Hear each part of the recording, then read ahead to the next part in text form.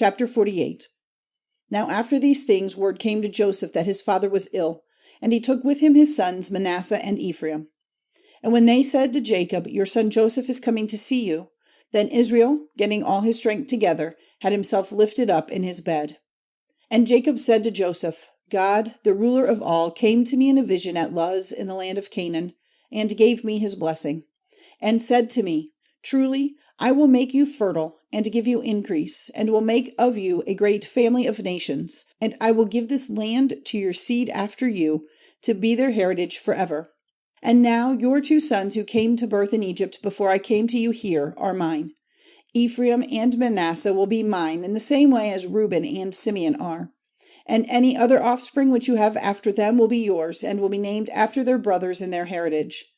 And as for me, when I came from Paddan, death overtook Rachel on the way, when we were still some distance from Ephrath, and I put her to rest there on the road to Ephrath, which is Bethlehem." Then Israel, looking at Joseph's sons, said, "Who are these?"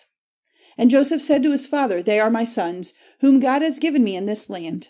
And he said, "Let them come near me, and I will give them a blessing." Now because Israel was old, his eyes were no longer clear, and he was not able to see. So he made them come near to him, and he gave them a kiss, folding them in his arms.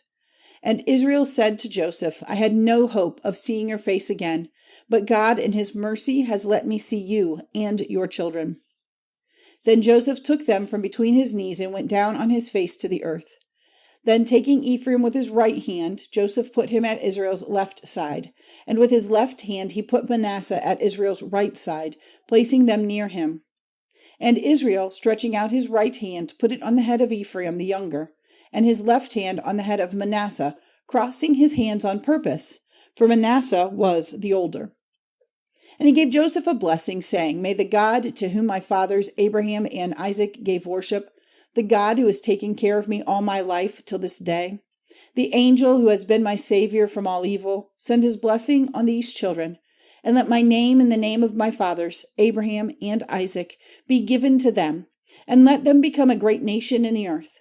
Now when Joseph saw that his father had put his right hand on the head of Ephraim, it did not seem right to him, and lifting his father's hand, he would have put it on the hand of Manasseh.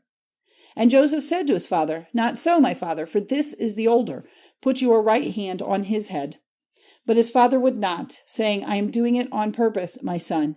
He will certainly become a nation and a great one, but his younger brother will be greater than he, and his seed will become a great family of nations." So he gave them his blessing that day, saying, "You will be the sign of blessing in Israel, for they will say, 'May God make you like Ephraim and Manasseh.'" And he put Ephraim before Manasseh. Then Israel said to Joseph, "Now my death is near, but God will be with you, guiding you back to the land of your fathers. And I have given you more than your brothers, even Shechem as your heritage, which I took from the Amorites with my sword and my bow."